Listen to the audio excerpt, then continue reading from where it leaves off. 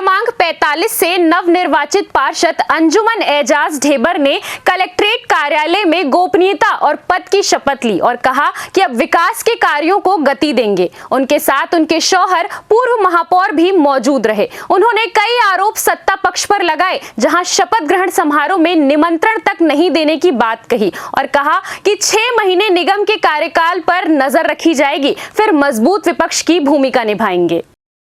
पूर्व महापौर ने कई आरोप लगाए हैं, जहां उन्होंने कहा है कि पूर्व महापौर को शपथ ग्रहण समारोह का निमंत्रण नहीं दिया जाना क्या दर्शाता है। आगे उन्होंने कहा है कि मैं महापौर मीनल चौबे को समझदार मानता था, मगर कल के कृत्य ने मुझे आईना दिखा दिया कि नगर निगम को कोई और चलाएगा। वहीं पत्रकारों के सवाल गंगा जल से पवित्र करने की बातों को भी उन्होंने कहा कि लोकतंत्र का मंदिर है और मंदिर में पवित्र करने की आवश्यकता कहां पड़ती है।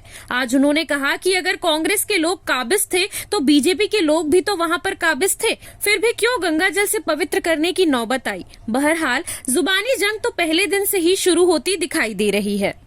नहीं, देखिए, अब बिल्कुल प्रत्यक्ष रूप से भागीदारी होती है और हम लोग विपक्ष में बैठे हैं। विपक्ष की भूमिका जो जितना निर्वाह होता है, क्योंकि हम तो अभी 4-6 महीना हम लोग वेट एंड वॉच करेंगे कि किस तरीके से उनकी प्रणाली किस तरीके से मीनल चौबे जी काम करती है, मगर उसके बाद यदि काम ठीक नहीं हुआ तो फिर जो विपक्ष की भूमिका होती है वो फिर हम लोग धरना प्रदर्शन और फिर सब जितने विपक्ष की भूमिका होती है उसको पूरे तरीके से निर्वाह करेंगे।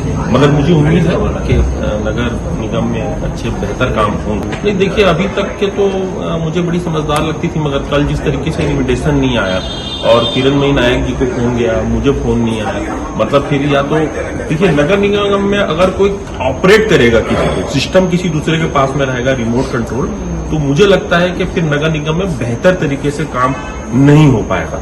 उनको अपने विवेक से, अपने ज्ञान से, अपने समझदारी से काम लेना चाहिए और यदि पीछे से कोई रिमोट चलाएगा और पीछे से अगर कोई रिमोट कंट्रोल को ऑपरेट करेगा तो मुझे लगता है कि नगर निगम में वो काम नहीं हो पाएंगे जिस काम को हमने किया। देखिए, अब नेता प्रतिपक्ष का जो दायित्व है वो ये पार्टी संगठन का काम है। संगठन जिसको दायित्व देगी वो बेहतर तरीके से। यार, मैं तो किसी से सुन रहा हूँ बुलाएंगी बुला के उसको खत्म करे ना।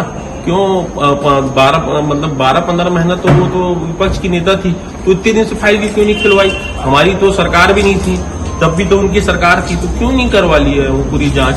और अभी भी हम बोलते हैं डंके की चोट पे पूरी जांच कराए और दूध का दूध और पानी का पानी होना चाहिए। हम कहाँ इसको मना कर रहे हैं? पूरी फाइलें खुलवाएं, हर चीज को देखें। मंदिर को, क्योंकि लोकतंत्र का वो मंदिर है, वहां पर अगर पवित्र करने की बात कर रही है तो लोकतंत्र का अपमान है, लोकतंत्र के मंदिर का अपमान है।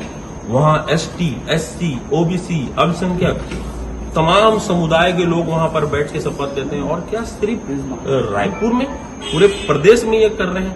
प्रदेश में इनके भी पार्षद थे, प्रदेश में इनके भी सभापति थे, प्रदेश में इनके भी मतलब नेता प्रतिपक्ष थे, तो क्या वो उनको भी सबको शुद्धिकरण किया जा रहा है? इसका जवाब मैं उनसे चाहता हूँ कि इसका जवाब दें कि जितने लोग प्रदेश में और भी लोग, यहाँ पर भी आपके पार्षद थे, आप खुद विपक्ष की नेता थी, इसका मतलब वो अशुद्ध हो गया। देखिए, मैंने आज शपथ ले ली है। मेरे लिए बहुत अच्छा दिन है आज का कि मैंने आज पार्षद रीति के लिए मैंने शपथ ली है। मैं अपने वार्ड वासियों को धन्यवाद करना चाहूंगी कि उन्होंने मुझे चुना। देखिए, वार्ड इन्हीं का था, 10 साल से इन्हीं की मेहनत थी, उसी की वजह से आज मैं जीत पाई हूँ। इसलिए मुझे और इनको दोनों को खुशी है कि हम अपने वार्ड में जीते। मैंने लिया, इन्होंने लिया, बात तो एक ही है। जी, मैं कुछ कारण से बाहर चले गई थी तो मैं नहीं पहुंच पाई थी, इसलिए मैं आज मुझे आज यहाँ आना पड़ा और मैं इस बात से खुश हूँ कि मैंने आज शपथ ले ली है और मैं अपना काम अच्छे से निभाऊंगी। जैसे आपके भैया 10 साल से अपने वार्ड की सेवा करते आए हैं और मैं भी इनके साथ मिलकर, हम दोनों मिलकर अच्छे से और करेंगे। CCN शार्क न्यूज के लिए ब्यूरो रिपोर्ट।